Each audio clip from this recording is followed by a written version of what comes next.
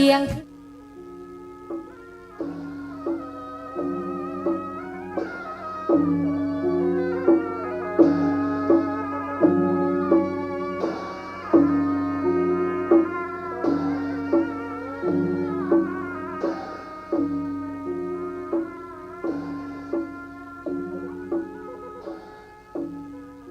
ขอความเจริญในธรรม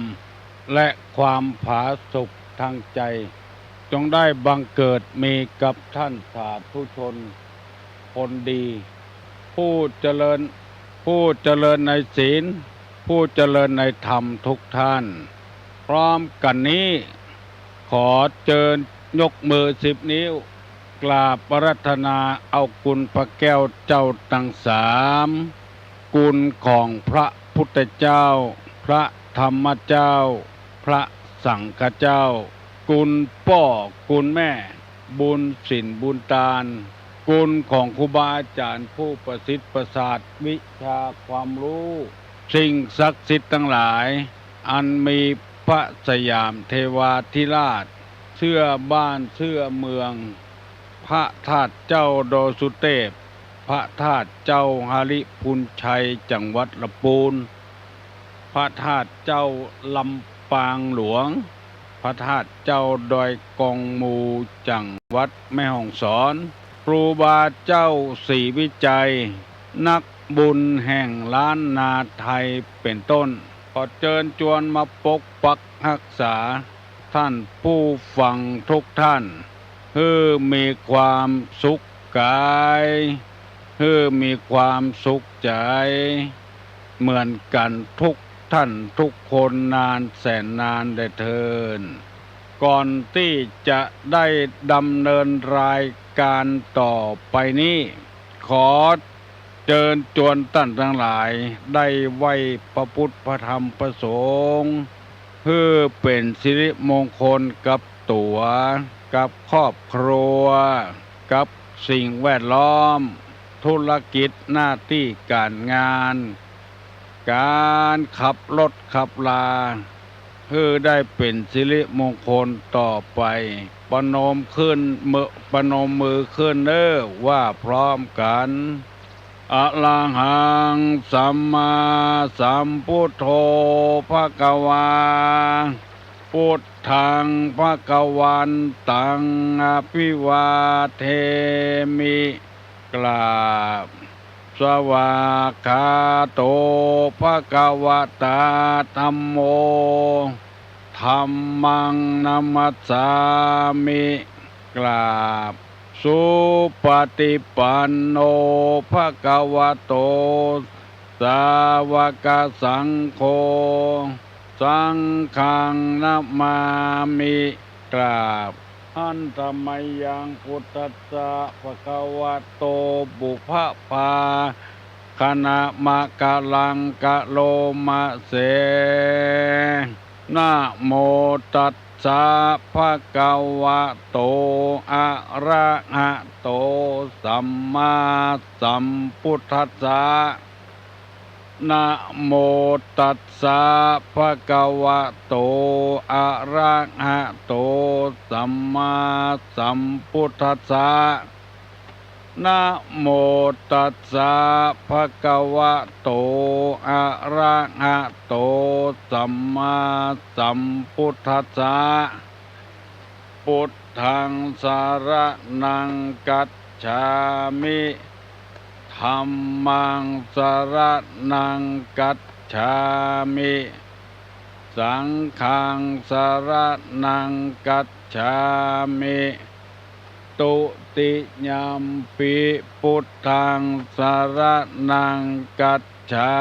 มิตุติยัมปิธัมมังสรณังคัจฉามิตุติยัมปิสังฆังสรณังคัจฉามิตติยัมปิพุทธังสรณังคัจฉามิตติยัมปิธัมมังสรณังคัจฉามิต ตติยามปิสังฆังสรณังกัจฉามิอิติปิโสภะคะวาอะระหังสัมมาสัมพุทโธวิชชาจารณะสัมปันโนสุขโตโลกาวิทูอนุตตโลปุริสะธรรมสารติสัทธาเทวมนุษย์สานังพุทโธภควาติสวากขาโตภควตาธัมโมสันติติโกอากาลิโกเอหิปัสสิโกโอปันนยิโกปัจจัตตังเวทิตาโพวินโยหิติสุปฏิปันโนภะคะวะโตสาวกสังโฆอุจุปฏิปันโนภะคะวะโตสาวกสังโฆญาญาปฏิปันโนภะคะวะโตสาวกสังโฆสามิจิปฏิปันโนภะคะวะโตสาวกสังโฆยะทิทางจัตตาลิปุริสายุคานิอัฏฐาปุริสาปุคคลาเอสะภะคะวะโตสาวกสังโฆอาหุนยโยปาหุนยโยทักขินยโยอัญจลิกาลนิโยอนุตตะลังปุญญเขตังโลกัสสาติกราบหนึ่งกราบสองกราบสามกาเลนะธรรมัสสวนังเอตัมมังคะละมุตตะมังแปลว่าการฟังธรรมตามกาลเวลาเป็นมงคลอันประเสริฐมาแล้วเนอ้อเสียงก้องเสียงก้องเสียงมองต่ำเข้าเสียงตุเจ้าเทศนาธรรมมาถึงบ้านมาถึงเฮือนมาถึงในเฮือนมาถึงในมุ้งในสุดมาถึงที่นอนมาถึงหม้อข้าวเตาไฟมาถึงห้องน้ำมาถึงในรถในลามาถึงกุฏิกุฏางที่ตั้นตั้งหลายกำลังฟังอยู่เปิดวิทยุในกาดในลีมากันปตกประเสียงขอขอบคุณกับป่อหลวงป่อกำนันและตั้งเจ้าอาวาสทุกวัดที่ได้เปิดวิทยุแล้วออกเครื่องเสียงตามสายเพื่อท่านผู้ใจบุญทั้งหลายได้ฟังต่อจึงขอขอบคุณมาณที่นี้ทุกคนทุกท่านตลอดถึงสถานีวิทยุชุมชนต่างๆได้ถ่ายทอดเอาจากสถานีวิทยุ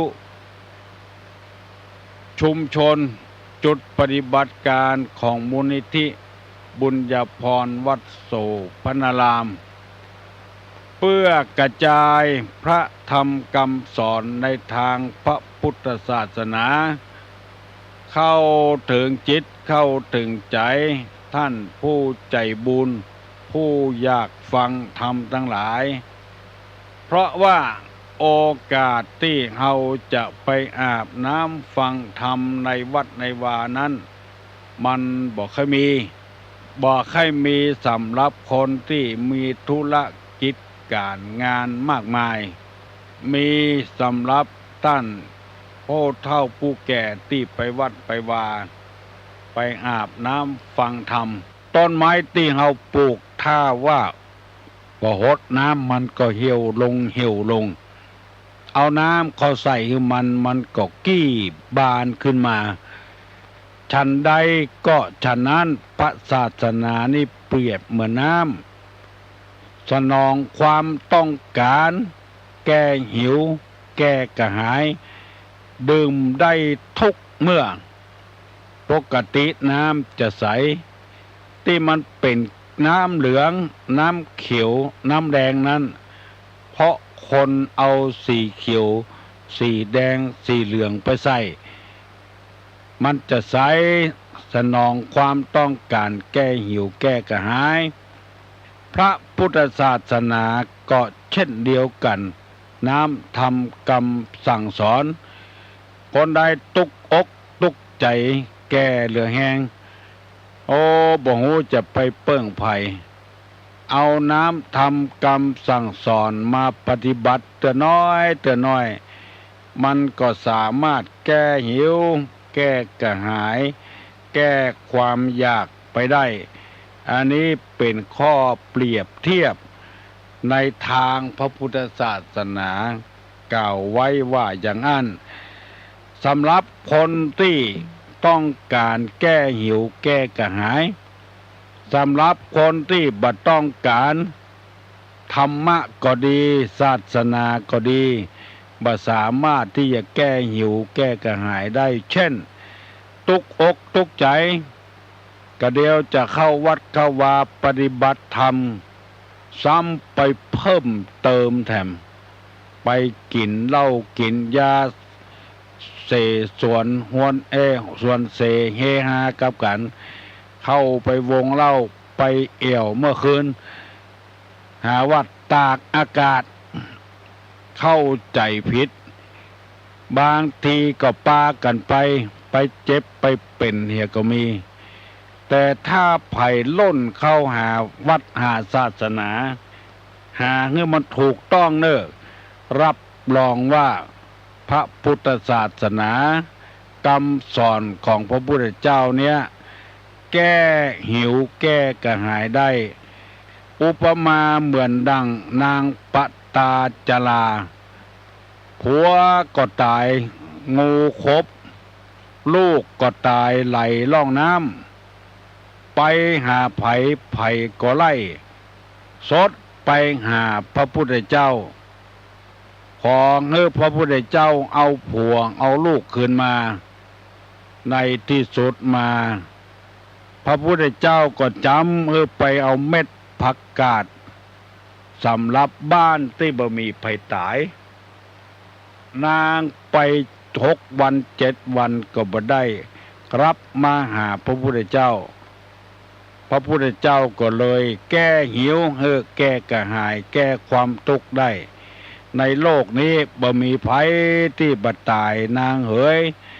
เพราะมันเป็นกรรมของไผของมันนางจะแสวงหาลูกหาผัวอยู่กาจะว่าแสวงหาตนเองนางก็เลยรับว่าจะขอแสวงหาตัวเองในที่สุดพระภูมิพระภาคเจ้าก็เลยเทศนาธรรมฟังนางก็ได้สำเร็จเป็นมรรคเป็นผลอันนี้เป็นตัวอย่างมีแถมชาติหลายอย่างที่ในอดีตเปิ้นกระทำปั้มเป่งมาเพราะฉะนั้นเปิ้นจึงเปรียบพระพุทธศาสนาเนี่ยเหมือนกับน้ำแก้หิวแก้กระหายสนองความต้องการให้คนจะเอาแอบก็ได้จะเอาล้างถ้วยล้างจานก็ได้จะเอาล้างถ้วยล้างจานก็ได้จะเอาล้างรถล้างลาก็ได้ซักผ้าซักขวดได้กุอย่างสนองความต้องการเนื้อหมดแต่มันจะสนองบ่ได้สำหรับคนที่บ่ชอบฟังธรรมะบ่ชอบปฏิบัติธรรมะเท่านั้นดังที่ ตุลุงนำมาเสนอว่าลักษณะของคนที่บ่ฮู้จักธรรมเพราะว่ามันมีอุปสรรคหนึ่งคนเมาเหล้าอันนี้บ่ฮู้จักธรรมยังบ่พอสร้างบาปสร้างกรรมตัวแถมด่าพ่อด่าแม่ด่าจีตีพามตีพ่อตีแม่ได้ค้ำขาลาวีพ่อแม่ได้อันนี้คือคนบ่ฮู้จักธรรมคือคนเมาสุราสองคนเลินเล่อเผลอสติบ่มีสติควบคุมอันนี้ก็บ่ฮู้จักธรรมสามคนบ้าคลั่งกำลังบ้าอยู่เป็นโรคประสาทเป็นบ้าสารพัดอย่างบ้าทรัพย์สมบัติบ้าเมาหาเมียบ้าเมาหาลูกอันนี้ก็บ่สามารถจะรู้จักธรรมแล้วข้อต่อไปว่าทุกข์ยากลำบากคับแค้นอกคับแค้นใจคนจะนี้ก็บ่สามารถจะรู้ธรรมตุลุงได้นำเสนอไปแล้ว3-4 ข้อตัวกัน วันนี้เมื่อเจ้านี้จะได้นำมาเสนอแถมข้อหนึ่งคือความโกรธเป็นว่าคนขี้โกรธขี้เกียจนี่เป็นคนที่บ่สามารถจะรู้จักนำธรรมคำสอนเพราะว่าบ่ได้ระงับบังคับจิตใจของตัวเองก่อนมิ่งขึ้นมากันโคตรขึ้นมาแล้วจะทำสารพัดอย่างทำร้ายตัวเองก็มีทำร้ายลูกทำร้ายเมียก็ดีไผสั่งบ่ได้ไผสอนบ่ได้เมื่อนั้นจึงบ่มีโอกาสหันธรรมะหันธรรมโมเปรียบเทียบได้หลายอย่างด้วยกันคนนี่คือคนใจหินคนใจสั้นคนใจบ่ยาวว่าอย่างน้อยก็โคตรพอโคตรแล้วบ่มีโอกาสได้ฟังธรรมแล้วบางเตื้อเปิ้นบ่ใจว่าอย่างตัวสักน้อยไปกระทบกระเทือนจิตใจตัวเองก็นึกว่าเปิ้นว่าตัวเองก็เลยโคตรมีเรื่องหนึ่งในสมัยอดีตแตะกอนนี้เปิ้นตั้งธรรมคือฟังธรรมมหาชาติเวสสันดรชาดก13กันมีเจ้าต่างประเทศคนหนึ่งมาได้เมียคนไทยเมียก็จวนไปวัดไปฟังธรรมฟังไปธรรมผูกนั้นเป็นธรรมกุมารบันพระเวสสันดรฮืดตาลเจ้าจารีกับน้องกันหาแก่ปู่พามชูชกมันก็เอาเครือเข่ามามัดเจ้าจารีน้องกันหาลากไปทุบถูไปถูลู่ถูกลางไปเคี่ยนโดยบุบโดยกุมารทั้งสองก็เวทนาโศกเศร้าโลลาเวสันตาลาผู้เป็นพ่อจงมีใจหม้อพอเล็งดูจูจักะมันมัดเอาสองแขนเจ้าแล้วลากตีไปร้องลำให้มันก็บอกคุณนายทุกถูไปเจ้าต่างประเทศคนนั้นอยู่ในประเทศกัมพูชาเปิ้นฮ้องว่าเป็นขมุ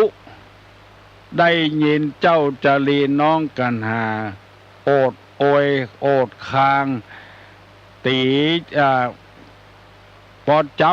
ำที่จำก็จำเป็นหนองที่ปองก็ปองเป็นเลือดบ่รู้แห้งเหือดสักวันยาม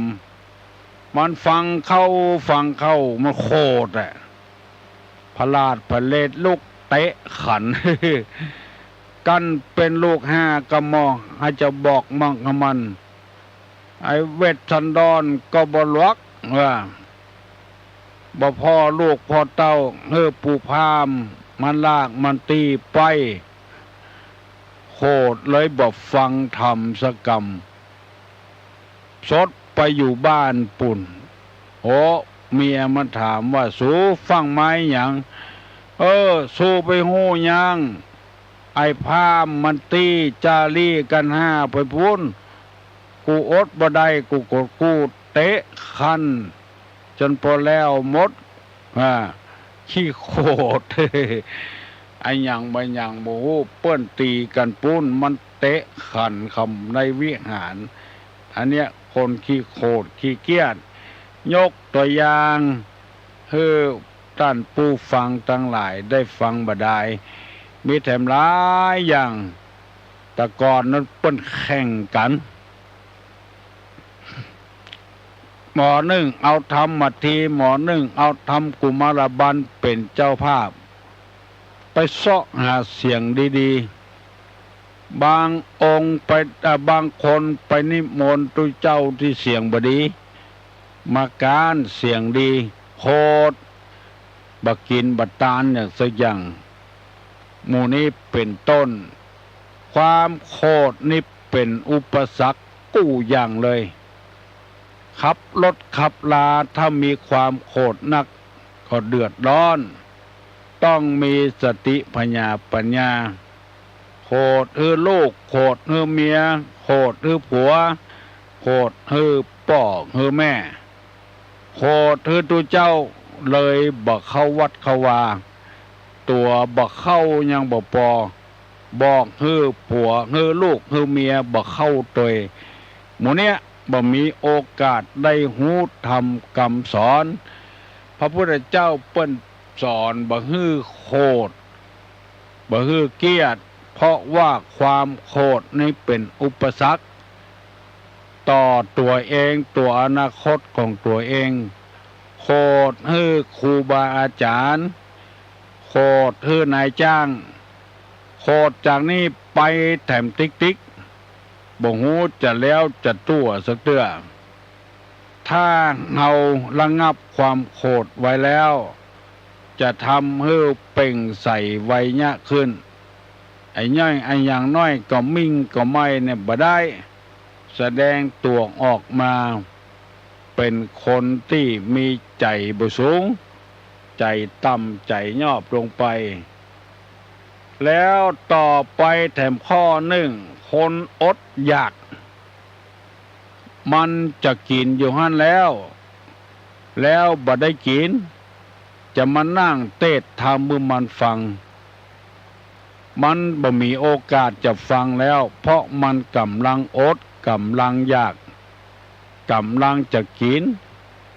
ต่างหันใครได้ต้องไม่ใครกินคนจำพวกนี้บ่มีโอกาสนอกจากนั้นยังมีโอกาสไปเสาะลักเสาะจกของเปิ้นแถมที่กรรมบ่เก่าที่เล่ามาว่าฟังกรรมทำกินพริกดำกับข้าวเนี่ยเพราะว่ามันอดมันอยากมันจะบ่ฟังน้ำฟังธรรมบ่มีโอกาสได้ปฏิบัติในศีลในธรรมเพราะความอดอยากเข้ามาถึงเนื้อถึงตัวมันเกิดทุพพิกภัยอย่างเมืองกะลิงกะลาดธรรมชาติคือฝนนี่บ่ตกฟ้าบ่ห้องแล้งมาได้หลายปีดีดักพญาเจ้าเมืองกะลิงกะลาดเปล่าคนถือศีลปั้มเป่งภาวนาเดินจมกรมนั่งสมาธิทำจะใดก็แห้วฟ้าฝนมันตึงบ่ตก เพราะคนมันอดมันอยากอยู่หั่นแล้ว ใจมันบ่เป็นสมาธิบ่ฟังกรรมอย่างวุ่นวายในที่สุดมาจนได้จ้างเผือกแก้วปัจจัยนาเคนตี้พญาเวสสันตละตาลฮื้อแก้วเจ้าเมืองกลิงกราชฝนเช่นจะตกมาชุ่มช่ำน้ำกินน้ำใจอุดมสมบูรณ์ปูป่าในนาในให้ก็งอกงามเจริญขึ้นมาเวลาคนที่กำลังอดกำลังอยากนั้น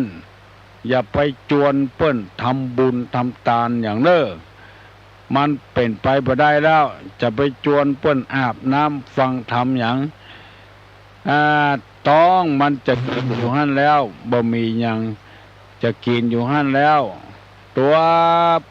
บ่ได้กินยังบ่พอลูกแถมเมียแถมก็บ่ได้กินด้วยกันแล้วไปห้องขึ้นเปิ้นขึ้นมาฟังเทศน์ฟังธรรมนั่น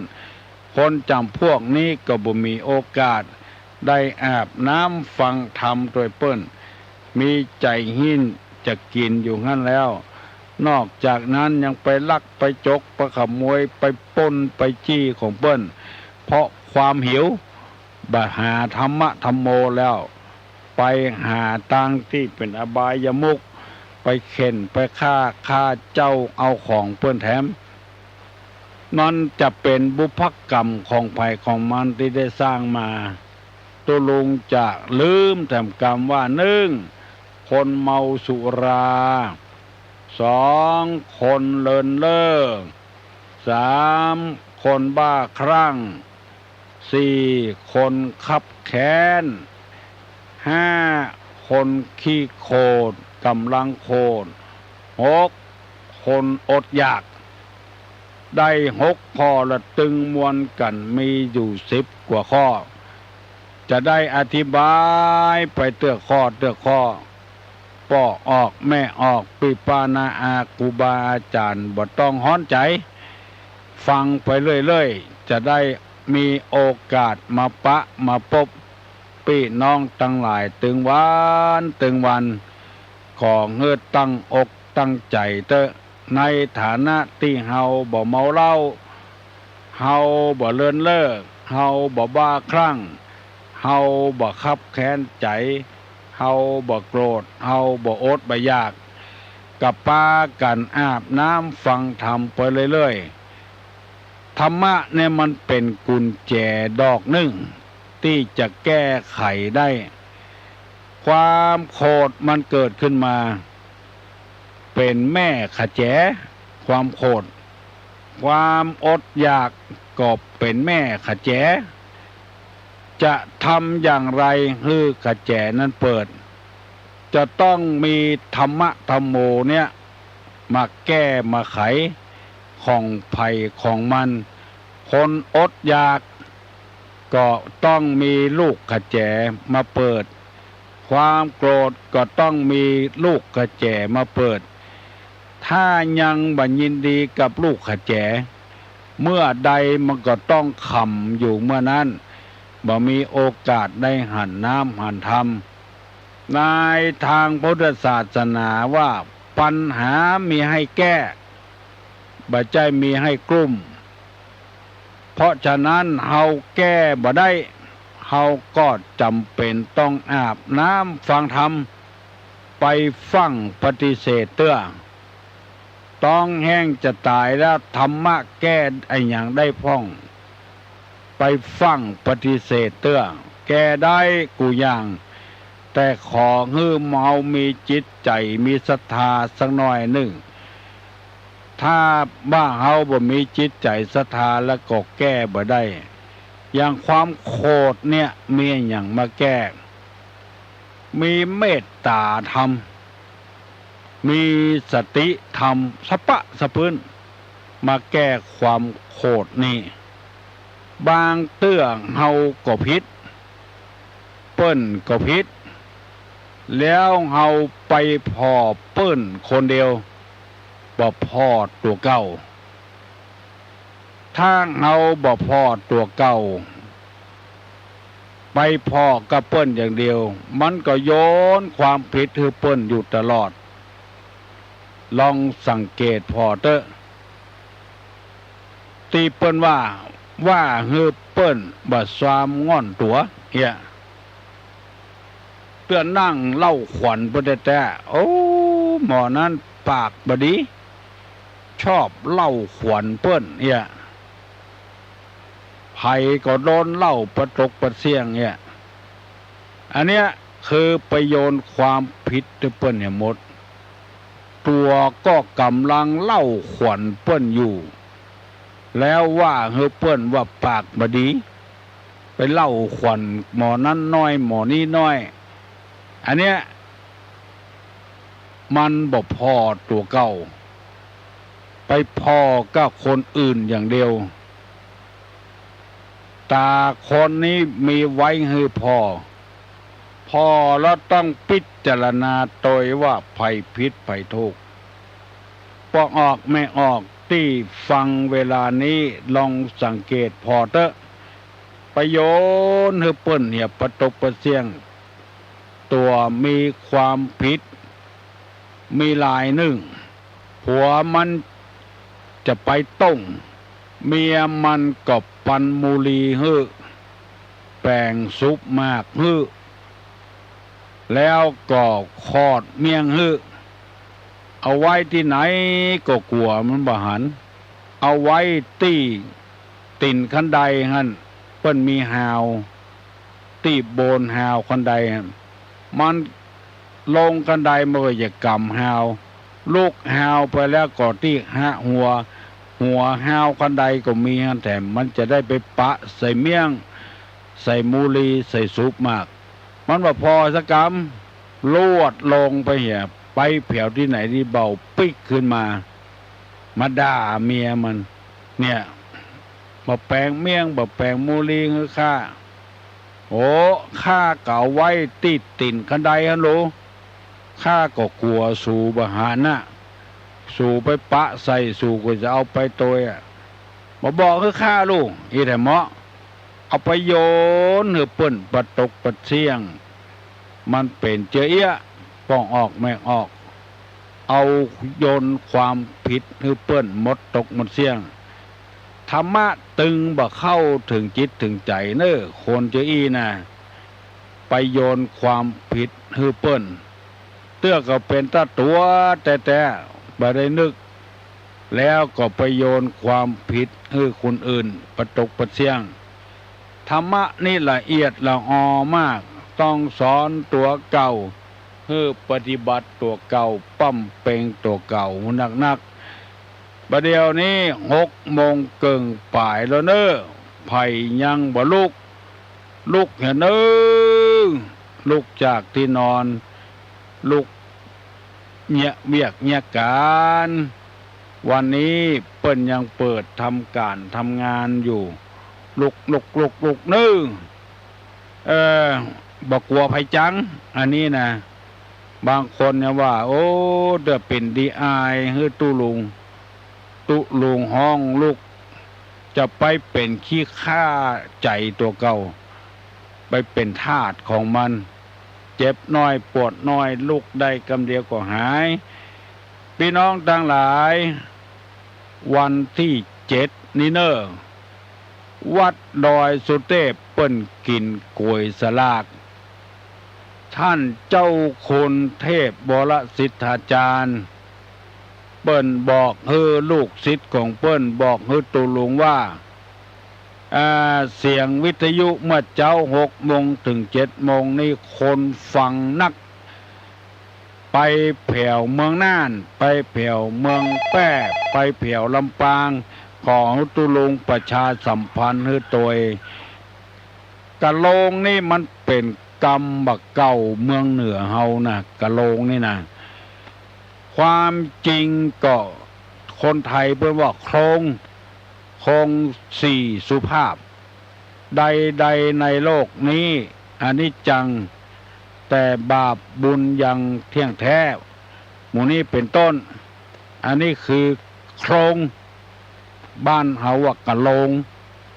กรรมที่มันคับกัน กรรมมันที่คับกันมันถูกต้องกันเช่นว่าปิโยปิยังไม่หังสตานังมะมะหมู่เนี่ยมันเป็นกรรมที่คับกันเพิ่นฮ้องว่ากรรมกะโลงกรรมกะโลงต่างเมื่อข้าไปเอาแม่เท่าบ่มลีเข้าใส่สินจ้าง6,000ข้าเอามาแล้วคำเขาบ่ปันเข้าป้าการฝันตายเสียมิ่งความกรรมมาล้างตายที่ไหนเถื่อนทำพญาอินตาโพดไว้เนี่ยเป็นกรรมกะโลงเข้าใจแล้วเนาะยินดีตัวเนอไทยว่าโครงเมืองเฮาว่ากะโลงบ่มีปัญหาอันนี้ถามมาเตอะฮัลโหลไว้จะถามปัญหาครับการต้านกุยสลากนี้เมื่อมีสลากโจกสลากเข้าซองถ้าเข้ามาพวงแก้วต่างๆแบ่งกันไว้กี่ส่วนครับใครตอบได้ก็ตอบมานะครับไว้เอาการต้านสลากโจกอันนี้มันเหมือนนับมีสมัยโบราณปกตานกวยปุ่มนะแล้วก็เมินจะมีสลากใหญ่กัน2กันถ้าตู้เจ้าตนใดจกได้ตนนั้นก็มีโจกไปบ่เดียวนี่มันบ่เปลี่ยนไปอย่างอันเปิ้นตาลแบบธรรมดานะตุลุงเคยหั่นอยู่เอาสตางค์แดงเปิ้นแปลงซองใส่บุหรี่ใส่กับไฟเหี่ยแล้วเอาสตาแดงเข้าสุบบาทนี้ตังเดียวเปิ้นก็ไปตาลพี่ปู่ย่าตายายเมินเข้าก็มีคนติกึดได้มีสตางค์น้อยดันจะวัดหนึ่งจะมีสัก4 อัน5 อันสลากโจกไผ่โจกมันได้ก็ได้ไปบ่ได้ก็บ่ได้ไปในสมัยโบราณเปิ้นจะเนี่ยอย่างอี้บางครอบครัวก็แปลงสลากปุ่มนะสลากโกยนะเป็น20 อันพุ่นแล้วจะมีสลากโจกแห่งอันประเดี๋ยวนี้บ้านเมืองมันเจริญรุ่งเรืองขึ้นแล้วเปิ้นจะแบ่งไว้3 อันเนอะยุดไว้3 อันอื่นนะเอาไปหยาดน้ำเตอะตาไผ่ตู้เจ้าตนใดก็ได้3 อันนั้นจะเอาไว้เป็นการเทศอันเอาไว้ให้ปู่จานอันเอาไว้เป็นการพระพุทธเจ้าแห่งอันฮัลโหลประการเจ้าเจริญพร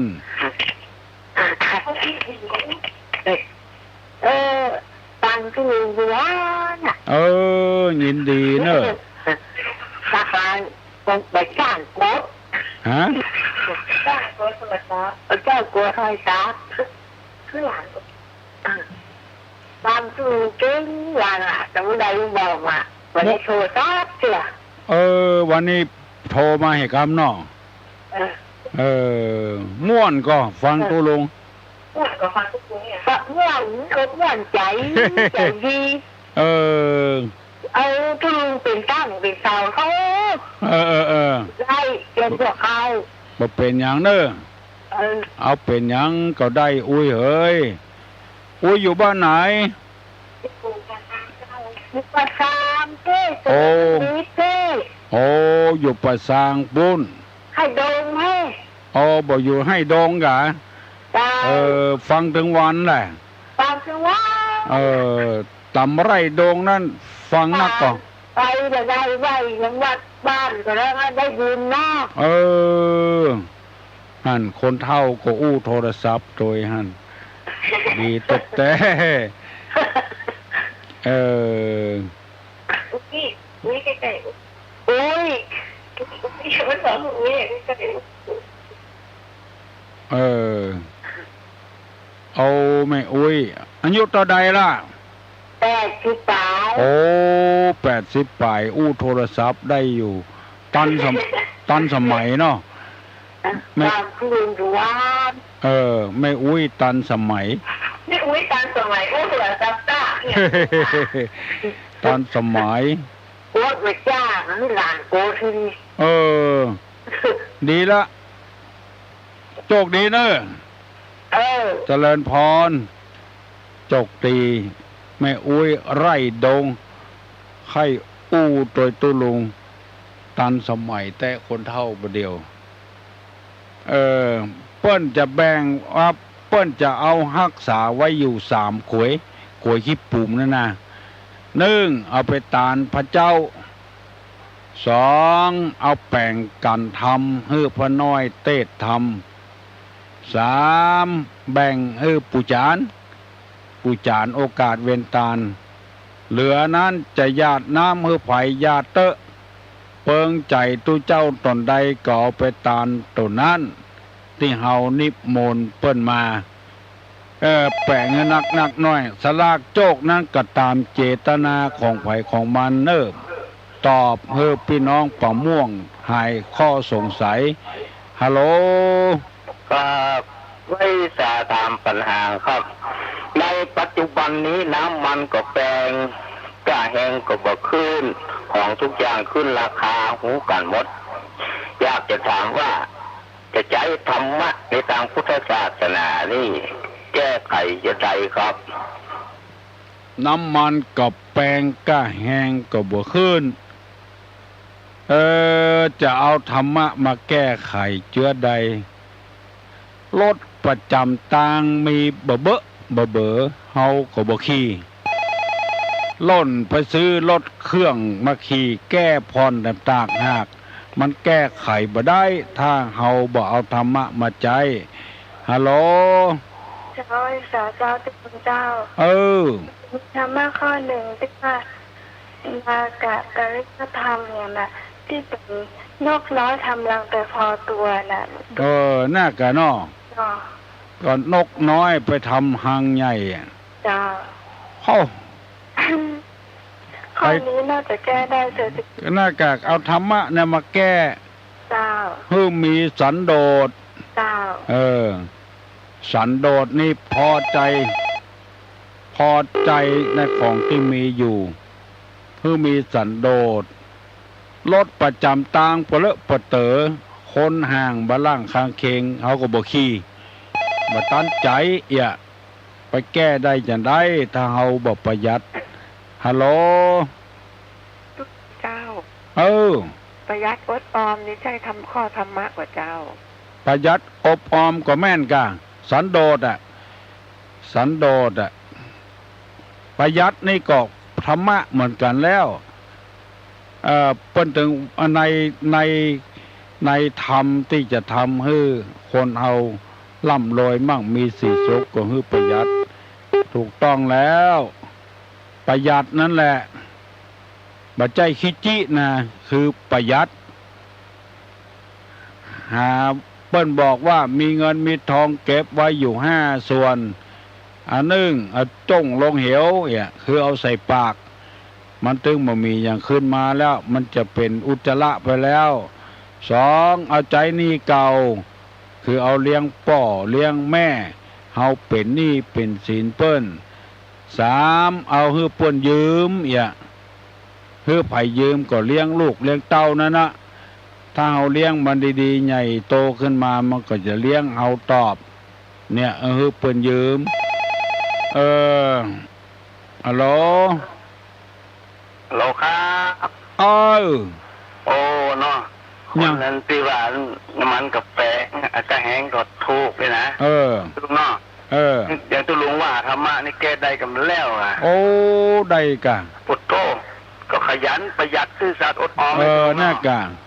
ลองทำวันนี้มาใจปุตโตขยันวันเนี่ยตุลุงผมว่าคนเฮานี่มันแข่งกันล้ำไปนะแข่งกันล้ำไปอย่างตุลุงว่ารถประจำทางไปเลยไปที่ห้างบลังคางเคงเนาะไปคืนรถซื้อรถมาดาวรถมาผ่อนรถมาเบิ้งเขาซุกอะค่ะผมแน่กลางนั่นแหละผมว่า แล้วก็ขึ้นรถประจำทางเนี่ยโอ้เป็นเปลืองอย่าง มีปัญหาเนาะข้าบอกเป็นปัญหาถึงวันเนี่ยตุลุงอาหารการที่นะมีกระสานปิดเขาก็ไปซื้อกินอยู่ถ้าเขามันปลูกมันฝังเนาะขยันเนี่ยเนาะเก็บพักเก็บไม้เอาอย่างมาใส่นอนก่อนล้ำเหรอพ่อจ้อนึ่งเข้าคนเดียวเนาะตำน้ำพริกกาแล้วตุลุงแกงคนเดียวเนาะเมื่อคืนนะตุลุงเมื่อคืนนี่เพิ่นว่ากินข้าวพอดีผีจะกินตัวเดียวเขาไปตีสามมาซื้อกินข้าวต้มอย่าตุลุงก่อนมันมาตุกมันไปไหนก็น่ากับไปไหนตัวเฮานะตุลุงเนาะเนาะแม่นล่ะเพราะว่าอันนั้นอย่าตุลุงว่าแต่ขยันประหยัดเนาะซื่อสัตย์อดออมเหรอซื่อสัตย์อดออมอดทนโอ้ประหยัดนะก็เนาะฮะผมถึงว่านะลุงเวลากินข้าวเนี่ยนะลุงว่ามันแบบเปิ้งนะมาค่ำเมื่อคืนนะตีสองตีสามไม่ชอบกินข้าวต้มเลยลุงเนาะไม่ใช่เวลาเพื่อนนะลุงซ่อหาตู้เขียตัวนะเราเป็นจะมีเงินนะคุณหันนะเป็นโรคกระเพาะด้วยต่างหากเปิ้นไปแล้วเปิ้นเนี้ยอย่างเปิ้งอะค่ะผมว่าอันน่ะเปิ้นรับเปิ้นนอนตัวมันนอนเนาะครับไปชอบกินอยู่กดลุงดีนะครับเนอะเจริญพรเนอะโอ้ถูกต้องแต่ปีหนาเอ้ยอีกะคนหูธรรมะธรรมโมอู้ตัวกันนี่มันถูกต้องไปใจกับวัดตุเจ้าจะหูจะล็อกคนเดียวคนบ้านเปิดกูหูฮัลโหลครับไว้จะถามคำว่าสักข้อเดียวกับจะประกวดนางสาวไทยงามทั้งกายทั้งใจและความสามารถดีแต่ว่าในทางธรรมะมันทำให้งามสองอย่างมีอย่างพ้องครับไว้สาครับอันนี้ไผ่ตอบได้ตอบเนอะร่างกายนี่เปิ้นแปลงไว้ฮื้อใจการใจงานแล้วเอาไปอวดกันนี่สุดแล้วแต่จะตอบด้วยอะโหลจะไว้สาธุเจ้าขอตอบรังพ่องกันแล้วกันทำอันให้ทั้งสองอย่างก็คือขันติความอดทนโสรจะคือความเฉลียวจำตัวเจ้าตัวตอบแล้วเนาะเจ้าเจริญพรคือมีขันติความอดทนโสรจะความเสงี่ยมคนที่มีความอดความทนได้จะเป็นตัวอย่างที่ดีเปิ้นว่าขันติธีรัสสะลังกาโลความอดทนเป็นเครื่องประดับของนักปราชญ์ผู้งูผู้ฉลาดทั้งหลายยืนมือเต้าเอียวด่าเปิ้นพระบพะเปิ้นก็ตึงบ่ตอบเพราะว่านักปราชญ์นี่เปิ้นจะเป็นคนอดคนทนปล่อยมันด่าหั่นด่าเข้าเมินเข้ามันก็ย่างไปคนเดียวมันเฮาบ่เก็บเขาใส่อกใส่ใจอันนี้ก็ถูกต้องละความสงบเสงี่ยมเจียมตัวหูจักตัวเก่าว่ามีความหูมอกใดเป็นคนตระกูลสูงต่ำมอกใดฐานะความเป็นอยู่เฮามอกใดถ้ามีความเสงี่ยมเจียมตนได้คนบัดเดียวนี่มันล่วงธรรมะไปประตกประเสียงเนี่ยการได้2 เดือนต่อไปเพิ่นจะจ้างหุบ่จ้างหุพอได้เงิน2 เดือนมาเอาไปดาวรถเนี่ยแล้ว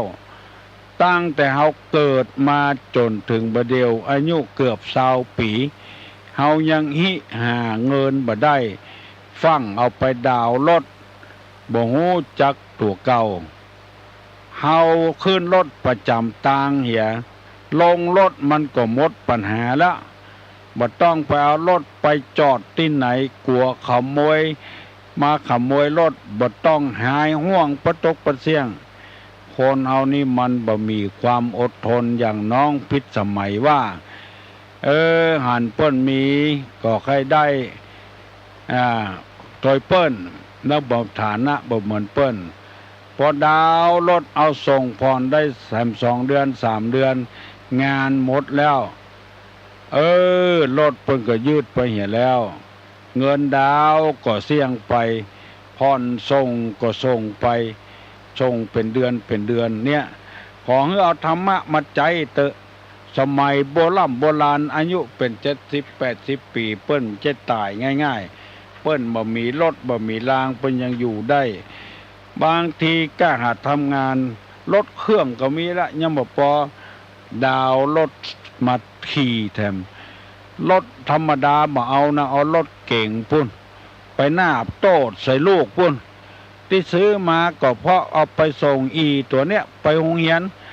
ว่าไปเลยเอาเข้าน้ำมันแปลงจอดกกงกใจก็บ่ได้ใจส่งเปิ้นเป็นเดือนถ้าบ่ได้ส่งเพิ่นก็ยืดไปเหียมันเปราะลำไปมันบางลำไปคนสมัยนี้บางเหลือใหญ่ไข่ก่อนเพราะว่าเอาง่ายม่วนบวยลำไปเหมือนน้ำห้วยนองมาลั่งโอ้กำเดียวแห้งละก็เดือดร้อนละเอาน้ำท่วมเอาไหนบ่ได้ไหนไก่ก็หายหมูก็หายเป็ดก็หายเพราะว่าเฮา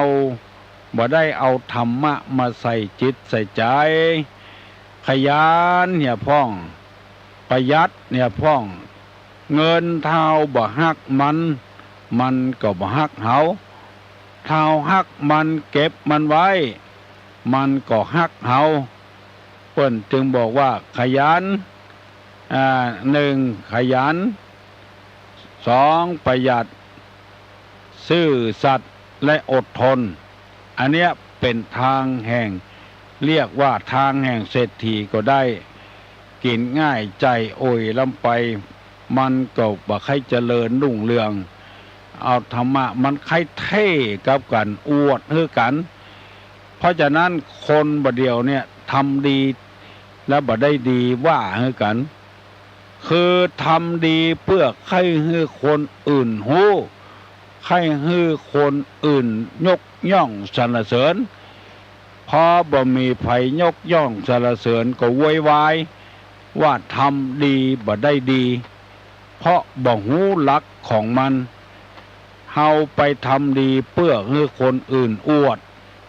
คนอื่นได้ฮู้โดยยกย่องโดยบ่ได้ไปใจฮ้อนลำไป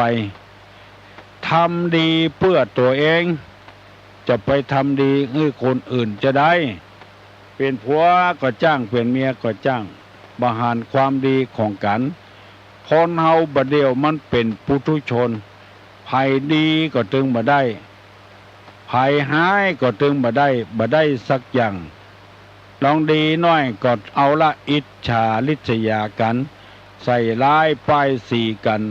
เป็นจำนวนมากบ่อุ้ยไม่อุ้ยป้องออกแม่ออกปีป้านาอาทั้งหลายพยายามอยู่ในศีลเตอะกินอยู่ในธรรมอยู่ในศีลหมายความว่ามีกายมีปากมีใจเรียบร้อยกายสุจริตวจีสุจริตมโนสุจริตมโนสุจริตนี้คือมีใจที่ซื่อสัตย์สุจริตเพราะว่าใจนี้เป็นผู้บังคับกายใจเป็นผู้บังคับกำปากใจเป็นผู้บังคับใจถ้าเฮาพยายามทำใจให้มันสะอาดกำปากก็สะอาดกำอู้ก็สะอาดถ้าใจสกปรกมันสกปรกไปหมดฮัลโหลเจ้าอันราชการหลวงพ่อเจ้าอันเขาเจ้าใครถามว่าอันตาลสลากอันโจกสลากเนี่ยอันตาล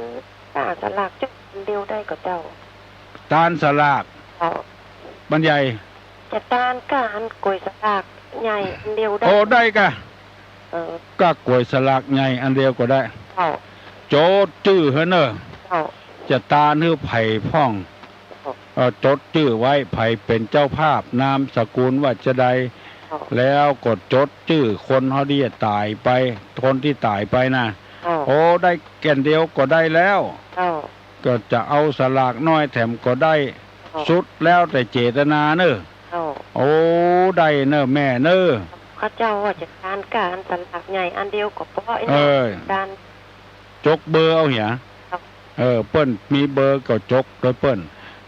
ก็จะได้เบียดเวลาของคนอื่นไว้วันพูกแถมตุลุงจะได้มาปะมาปบยกมือไหว้เน้อตุลุงจะปั่นปอนอายุวัฒโกธนวัฒโกสิริวัฒโกยัสสะวัฒโกภละวัฒโกวันนะวัฒโกสุขวัฒโกโหตุสัพพทาทุกขโลคาพยาเวลาโสกาชันตุจุปตวาอเนกาอันตรญาปิวินาสันตุจเตจสาใจญะสิทธิตนังลาพังโสถีภคยังสุขังพลังสิริอายุจะวันโนจะโภกังวุธิจยะสวัสตาวาสาจาอายุจะจีวาสิทธิภวันตุเตวุธาปัจจายโนจัตตาโลธรรมาวัฏันติอายุวันโนสุ